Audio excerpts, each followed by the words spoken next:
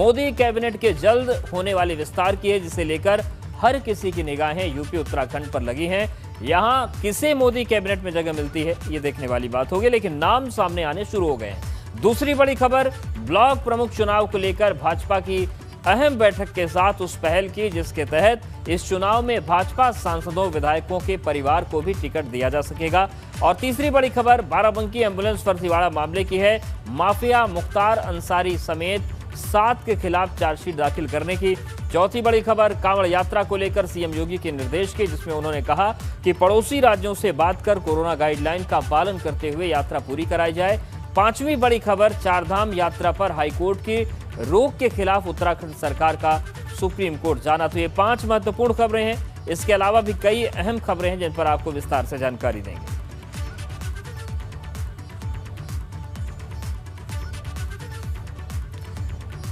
पूर्व सांसद धनंजय सिंह को भगोड़ा घोषित कर दिया गया है। लखनऊ कोर्ट ने 25,000 की इनामी धनंजय सिंह को भगोड़ा घोषित कर दिया।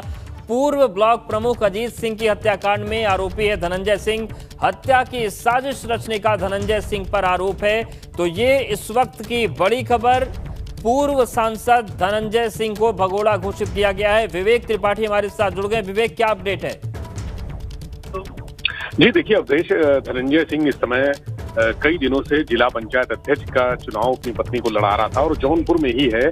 आपको बता दें कि यहाँ पर 6 जनवरी को विभूतिखंड इलाके में एक हत्या हुई थी। अजीत सिंह जो मऊ के रहने वाले थे, एसटी शीटर थे, उनका मर्डर हुआ था। उसमें धनंजय का नाम आया था। पूरी साजिश धनंजय सिंह ने ही रची थी। इस मामले में पुलिस उनकी तलाश कर रही थी, लेकिन धनंजय ने शातिर चाल चलते हुए अपने पुराने एक मुकदमे में जमानत कटवा के अपने आप को सरेंडर कर दिया था और जेल चला गया था। इसके बाद वो जेल से जमानत पर आया और गायब हो गया। पुलिस ने उसकी काफी तलाश की, लेकिन वो मिला नहीं। पुलिस ने उसके ऊपर 25,000 का इनाम भी घोषित किया था। लखनऊ पुलिस ने उसके गिरफ्तारी के लिए तमाम दबिश दी, दिल्ली से लेकर उसके जौनपुर स्थित आवास तक दबिश दी, लेकिन वो नहीं मिला। उसके बाद उसके खिलाफ गैर जमानती वारंट जारी कराया गया। वारंट उसके घर पे चस्पा कराया गया था।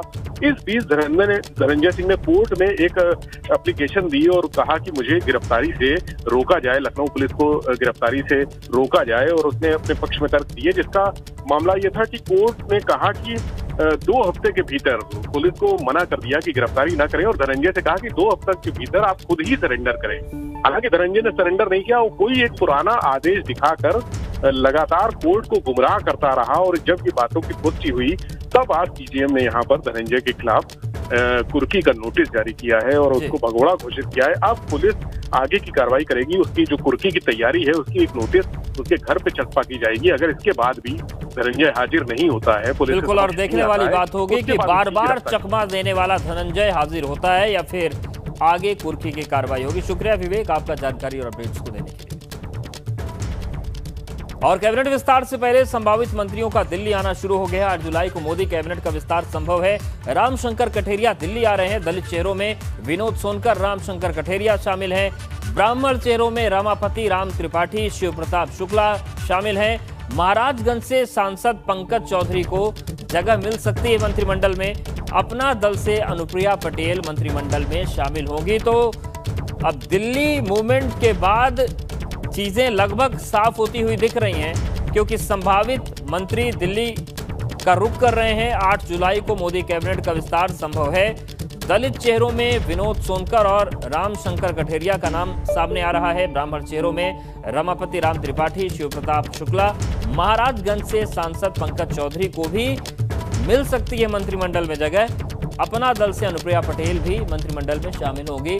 अविनाश हमारे साथ जुड़ गए हैं। अविनाश, ये जो दिल्ली की दौड़ है, इसमें कौन कौन से लोग इस वक्त दिख रहे हैं और कौन कौन दिल्ली आ गए हैं संभावित मंत्री? जी देखिए उद्देश्य, अगर बात करें तो अभी केंद्रीय नेतृत्व की तरफ से किसी को फोन नहीं गया। हालांकि चर्चा पूरी कर ली गई है, जल्द ही लिस्ट तैयार कर ली जाएगी। उम्मीद जताई जा रही है कि आज शाम तक पूरे नाम फाइनल हो जाएंगे और कल सुबह या फिर आज शाम को लोगों को फोन जा सकते हैं। अभी तक सांसदों को फोन नहीं गया है, नंबर 1 बात। नंबर 2 बात, कई सारे उत्तर प्रदेश के सांसद दिल्ली में डेरा डालना शुरू कर दिए, क्योंकि वो ये चाहते हैं कि अगर फोन पहुंचे तो दिल्ली के अंदर ही मौजूद रहें। दूसरी बात, कई सारे सांसद ऐसे भी हैं जो अपने लिए लगातार लॉबिंग कर रहे हैं। उत्तर प्रदेश की अगर बात करें तो योगी सरकार में कैबिनेट कैबिनेट मंत्री रही रीता बहुगुणा जोशी, एसपी सिंह बघेल, इसके अलावा सत्यदेव पचौरी, तीनों दिल्ली में मौजूद हैं और अपने अपने लिए लॉबिंग कर रहे हैं। क्योंकि जब पहली बार 2019 में जीत कर ये सभी लोकसभा पहुंचे थे तो तभी से कवायद शुरू हुई थी कि शायद इनको केंद्रीय मंत्रिमंडल में शामिल किया जाए, लेकिन तब ऐसा नहीं हो सका था। लेकिन अब ये अपने अपने लिए लॉबिंग कर रहे हैं। उत्तर प्रदेश से जो सूचना आ रही है, चूंकि पहले से ही कई सारे मंत्री केंद्रीय मंत्रिपरिषद में शामिल हैं, 4 से 5 नए केंद्रीय मंत्री बनाए जा सकते हैं उत्तर प्रदेश से, और इसके अलावा उत्तराखंड से भी एक केंद्रीय मंत्रिपरिषद में शामिल किया जा सकता है, जिनमें पूर्व मुख्यमंत्री तीरथ सिंह रावत का नाम सबसे आगे चल रहा है। तीरथ सिंह रावत को जब भी बात करें तो पिछले हफ्ते ही केंद्रीय नेतृत्व उनसे मुलाकात की थी और मुख्यमंत्री पद से इस्तीफा देने के लिए कहा था। तो उनको ये कहा गया था कि उनके लिए केंद्रीय मंत्रिमंडल में जगह बनाई जाएगी, तो उनके नाम की भी चर्चा चल रही है। उनको भी केंद्रीय मंत्रिपरिषद में शामिल किया जा सकता है। 20 से 22 नए केंद्रीय मंत्री हो सकते हैं, क्योंकि 81 केंद्रीय मंत्री कुल हो सकते हैं, जिनमें सभी अगर बात करें तो 53 मंत्रिमंडल में शामिल हैं लोग। इसके अलावा अगर बात करें तो पश्चिमी उत्तर प्रदेश में जिस तरीके से जाट आंदोलन चल रहा है और जाट समुदाय इससे नाराज है, किसान आंदोलन चल रहा है, माफ करिएगा, और जाट समुदाय इससे काफी ज्यादा नाराज है। राकेश टिकैत लगातार लीड कर रहे हैं किसान आंदोलन को, वो जाट समुदाय से आते हैं। ऐसे में किसानों को साधने के लिए और जाट समुदाय को साधने के लिए संजीव बलियान का प्रमोशन हो सकता है। वो फिलहाल राज्य मंत्री है, उनको स्वतंत्र प्रभार दिया जा सकता है। इसके अलावा सतपाल सिंह जो कि बागपत से सांसद है, उनका नाम भी जिक्र में है, क्योंकि वो भी जाट समुदाय से आते हैं। और किसान आंदोलन जिस तरीके से चल रहा है, पश्चिमी उत्तर प्रदेश में अच्छी खासी संख्या है जाट समुदाय की, और किसान आंदोलन की वजह से जाट समुदाय किसान आंदोलन से जुड़ा हुआ है, इसलिए लिहाजा साधने के लिए बिल्कुल तो तमाम समीकरणों को ध्यान में रखा जा रहा है। और देखने वाली बात होगी कि सांसद है किनकी जो कोशिशें हैं रंग लाती हैं और कौन कौन मंत्रिमंडल में जगह पाते हैं। शुक्रिया अविनाश आपका जानकारी और अपडेट्स को देने के लिए। उत्तर प्रदेश में आगामी विधानसभा चुनाव के मद्देनजर सियासत गरमाई है। इस बार एआईएमआईएम भी यूपी चुनाव के लिए जोर आजमाइश कर रहा है। पार्टी के अध्यक्ष असदुद्दीन ओवैसी 8 जुलाई को यूपी के दौरे पर आ रहे हैं, जहां वो बहराइच में पार्टी दफ्तर का उद्घाटन करेंगे। आपको बता दें कि ओवैसी और सुहेल देव भारतीय समाज पार्टी ने के ओपी राजभर ने यूपी चुनाव के मद्देनजर कई छोटी छोटी पार्टियों के साथ मिलकर भागीदारी संकल्प मोर्चा बनाया है और वो सत्ता पक्ष को कड़ी चुनौती देने का दावा कर रहे हैं।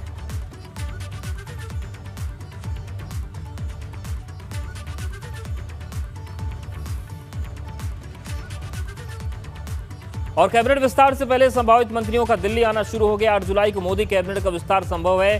रामशंकर कठेरिया दिल्ली आ रहे हैं। दलित चेहरों में विनोद सोनकर, रामशंकर कठेरिया शामिल हैं। ब्राह्मण चेहरों में रमापति राम त्रिपाठी, शिवप्रसाद शुक्ला शामिल हैं। महाराजगंज से सांसद पंकज चौधरी को जगह मिल सकती है। अपना दल से अनुप्रिया पटेल मंत्रिमंडल में शामिल होंगे।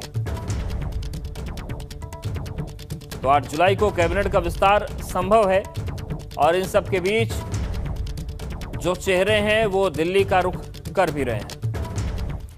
इस बीच असदुद्दीन ओवैसी के यूपी दौरे को लेकर यूपी सरकार के मंत्री आनंद स्वरूप शुक्ला ने बड़ा हमला बोला। उन्होंने कहा कि लगता है कि भाजपा की सीट बढ़ने वाली है और अब भाजपा 350 सीटों से ज्यादा पर जीत दर्ज करेगी। ओवैसी के आने से और जाने से भारतीय जनता पार्टी के सेहत पर कोई असर नहीं पड़ेगा, क्योंकि ओवैसी को वही लोग वोट करते आए हैं जो लोग भारतीय जनता पार्टी को भी वोट नहीं किए हैं, और उनका वोट बिना लिए भाजपा लगातार आगे बढ़ रही है। तो ओवैसी जैसे लोगों से हमारी कोई चिंता नहीं है।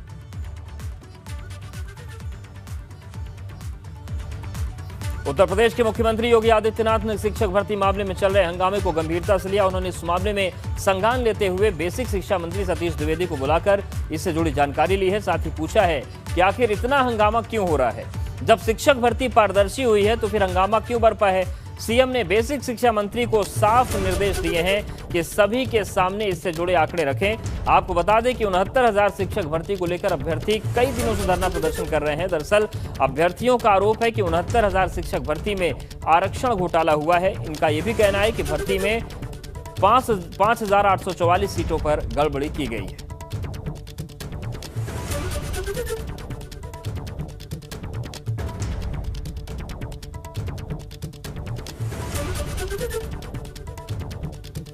तो मुख्यमंत्री ने बेसिक शिक्षा मंत्री सतीश द्विवेदी को बुलाया और उनसे पूछा कि जब भर्ती पारदर्शी है तो फिर अभ्यर्थियों का आंदोलन क्यों चल रहा है, आखिर बातचीत क्यों नहीं हो रही। उधर मुख्यमंत्री ने लखनऊ के राजकीय बाल गृह से फरार बालिकाओं को लेकर भी नाराजगी जताई। साथ ही विभागीय मंत्री स्वाति सिंह से पूछा कि आखिर बालिकाएं कैसे भागी, क्यों भागी। इतना ही नहीं, सीएम ने राजकीय बाल गृह में सुरक्षा के इंतजाम की भी जानकारी ली है। तो 2 मंत्रियों से सीधा सवाल सीएम ने किया है। पहले बेसिक शिक्षा मंत्री सतीश द्विवेदी, जिनसे पूछा गया कि आखिर जब भर्ती पारदर्शी है तो ये बवाल क्यों हो रहा है, और दूसरी तरफ बाल गृह में लापरवाही पर स्वाति सिंह से सवाल किया गया कि ऐसा क्यों हुआ। बाराबंकी एम्बुलेंस फर्जीवाड़ा मामले में बाहुबली विधायक मुख्तार अंसारी की मुसीबत बढ़ती जा रही है। इस मामले में मुख्तार अंसारी समेत 7 लोगों के खिलाफ चार्जशीट दाखिल हो गई। बाराबंकी पुलिस की चार्जशीट में मुख्तार अंसारी, हॉस्पिटल संचालिका डॉक्टर अलका राय और SN राय, इसके अलावा राजनाथ यादव, आनंद यादव, शोएब मुजाहिद और सलीम के नाम है। ये मुकदमा 1 अप्रैल को बाराबंकी शहर कोतवाली में दर्ज कराया गया। आपको बता दें कि मुख्तार अंसारी ने मऊ के हॉस्पिटल के नाम पर एम्बुलेंस खरीदी गई थी और बाराबंकी में फर्जी नाम पते पर एम्बुलेंस का रजिस्ट्रेशन करवाया गया था। मुख्तार अंसारी इसका इस्तेमाल पंजाब में कर रहा था।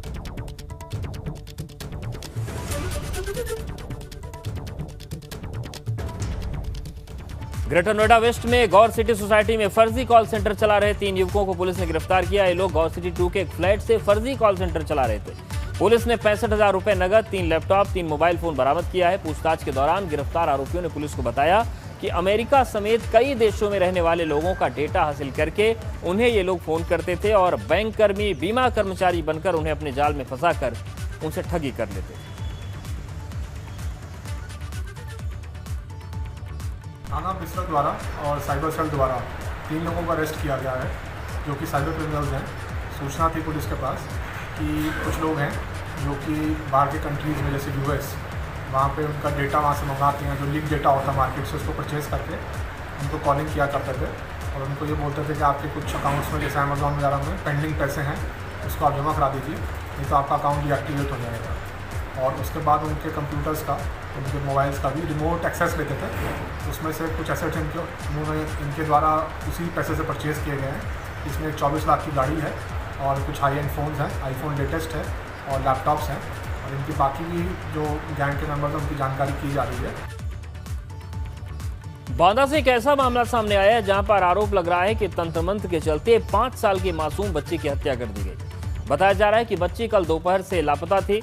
परिजनों को पड़ोस के लोगों पर शंका हुई तो उन्होंने पुलिस के पास शिकायत की, जिसके बाद देर रात पुलिस ने पड़ोस के मूलचंद के घर के पास से बच्चे का शव बरामद किया और पड़ोस में रहने वाले मूलचंद, उनकी पत्नी और एक शख्स को गिरफ्तार कर लिया है।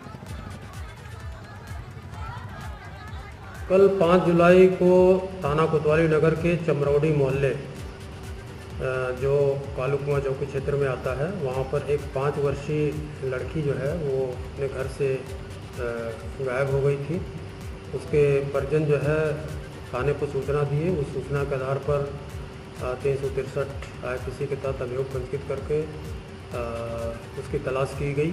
उसके डेड बॉडी को बरामद कर लिया गया है तथा इसमें 3 लोगों को जो है संदिग्ध के तौर पर पूछताछ के लिए लाया गया है और इसमें पूछताछ के उपरांत जो है इसमें घटना का शीघ्र अनावरण कर अग्रिम वैधानिक कार्रवाई। और अब खबर आपको दिखाते हैं, टीवी स्क्रीन पर 2 तस्वीरें दिखाते हैं। पहली तस्वीर उन्नाव की, जहां पर एक स्कूटी में आग लग गई और वो देखते देखते आग का गोला बन गई। दूसरी तस्वीर फतेहपुर से आई है, जहां पर पावर हाउस में आग लग गई और वहां पर मौजूद मशीनें जल उठी। तो देखिए, पहली तस्वीर आपको हम दिखा रहे हैं, देखते ही देखते अचानक से स्कूटी में आग लगी और वहीं दूसरी तरफ पावर हाउस में भी आग लगी और वहाँ पर जो मशीनें थी वो जलने लगी। तो आग का कहर देखने को मिला है 2 जिलों से। पहली तस्वीर उन्नाव की है, जहां पर स्कूटी में आग लग गई।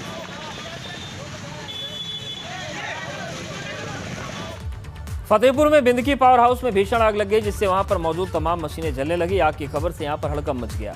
आग बुझाने के लिए फायर ब्रिगेड की गाड़ियां आई, तब जाकर लोगों ने राहत की सांस ली। तो ये फतेहपुर का बिंदकी स्टेशन है, जहां पर अचानक से आग लग गई। हालांकि आग कैसे लगी ये वजह स्पष्ट नहीं है, लेकिन फायर ब्रिगेड को मौके पर बुलाया गया और आग पर काबू पाया गया।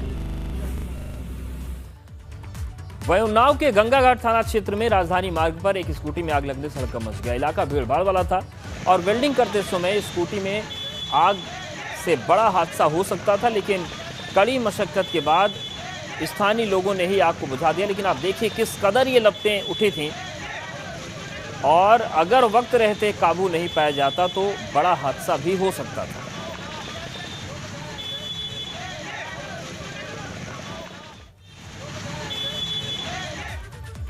कुशीनगर में कोरोना गाइडलाइन की धज्जियां उड़ती एक तस्वीर सामने आई है, जिसमें देखकर लापरवाही शब्द ही छोटा पड़ जाए।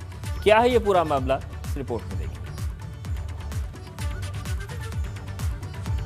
तो आपको बता दें कि कोरोना को लेकर लगातार लापरवाहियों का दौर पूरे देश में चल रहा है और सवाल यही है कि आखिर तीसरी लहर को क्या लेकर लोगों में गंभीरता नहीं है। तस्वीरें देखिए और आप भी सोचिए।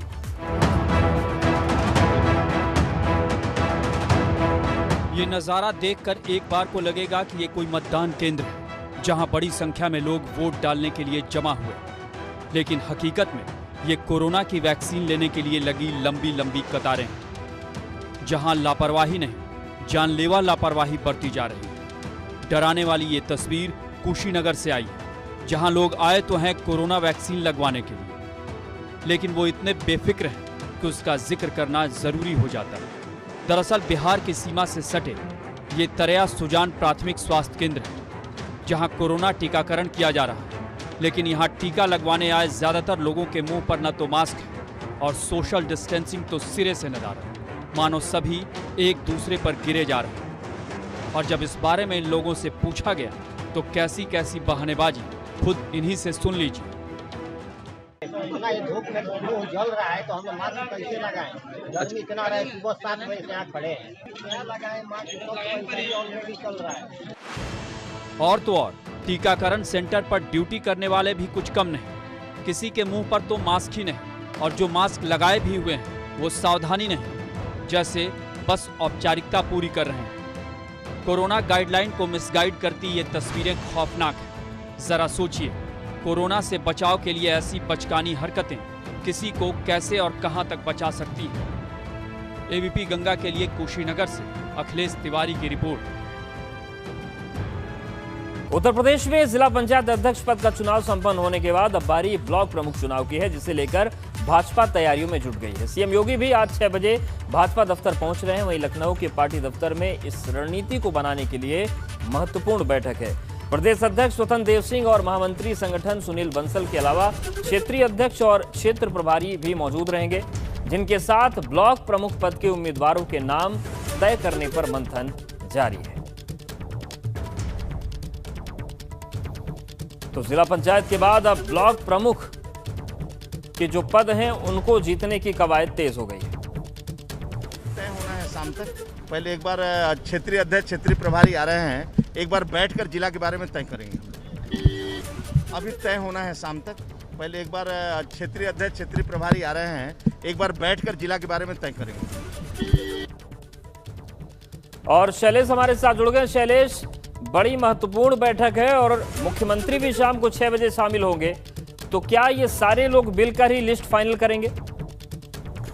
बिल्कुल, देखिए निश्चित रूप से सुबह से बैठकों का दौर चल रहा है। प्रदेश अध्यक्ष है, बाकी पदाधिकारी हैं और यहाँ पर मंथन हो रहा है, क्योंकि जिस तरह से जिला अध्यक्ष के पद के लिए रणनीति तैयार की थी भाजपा ने और उसके जो नतीजे सामने आए वो साइड करने वाले। और ब्लॉक प्रमुख का जो चुनाव है इसमें भी इसी तरह से और इससे बेहतर प्रदर्शन करने के लिए भाजपा लगी हुई है। तो इसी सुबह से बैठकों का दौर चल रहा है। जो क्षेत्र अधिकारियों से बात करिए, अभी एक ताजा अपडेट देते हैं हम। यहाँ से पार्टी के विधायक हैं और प्रदेश के पदाधिकारी हैं, पंकज सिंह, वो भी अभी भाजपा के कार्यालय में पहुंचे, मुख्यालय में इस समय। इसके अलावा 6 बजे मुख्यमंत्री योगी आदित्यनाथ भी यहाँ पर पहुंचेंगे और कोर कमेटी की एक बैठक होगी। और इस बैठक में देखिए इन चीजों पर तो मंथन होगा, साथ ही जो एमएलसी के 4 पद खाली है, जिनके ऊपर अभी मनोनयन होना है, 4 लोगों का नॉमिनेशन, उसको लेकर भी चर्चा होगी। यहाँ पर वो कौन से 4 नाम होंगे ये भी फाइनल हो जाएगा। कुल मिलाकर इंतजार है अब मुख्यमंत्री के आने का, जिसके बाद चीजें और ज्यादा क्लियर होनी शुरू हो जाएंगी। और देखिए आगे विधानसभा का चुनाव भी है, तो निश्चित रूप से भाजपा की अगर हम चीजों को देखें, रणनीति को देखें, तो छोटे से छोटा चुनाव हो उसको भी उतना ही बिल्कुल गंभीरता से लेते हैं और उसी की कवायद चल रही है। शुक्रिया शैलेश आपका जानकारी के लिए। मुख्यमंत्री योगी आदित्यनाथ ने पूर्व मुख्यमंत्री कल्याण सिंह का हालचाल लिया है। एसजीपीजीआई जाकर उनके स्वास्थ्य का हालचाल लिया। पीजीआई निदेशक का बयान है, पूर्व सीएम कल्याण सिंह की स्थिति में अब पहले से सुधार है। सीएम योगी ने कल्याण सिंह से बातचीत करने की कोशिश की। आवाज पर कल्याण सिंह ने प्रतिक्रिया दी, तो पहले से तबीयत अब उनकी बेहतर हो रही है, सुधर रही है।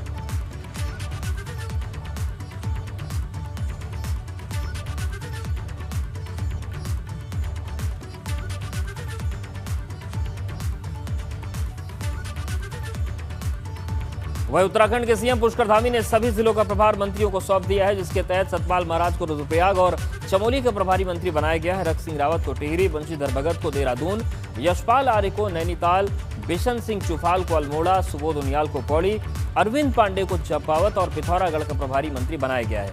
वहीं धन सिंह रावत को हरिद्वार, रेखा आर्य को बागेश्वर और स्वामी यतीश्वरानंद को उधम सिंह नगर का प्रभारी मंत्री बनाया गया है। तो मंत्रियों को प्रभार वाले जिले दे दिए गए हैं। अब विभागीय काम के साथ ही साथ जनता से सीधे जुड़ने और संगठन की मजबूती में भी इनका योगदान रहेगा।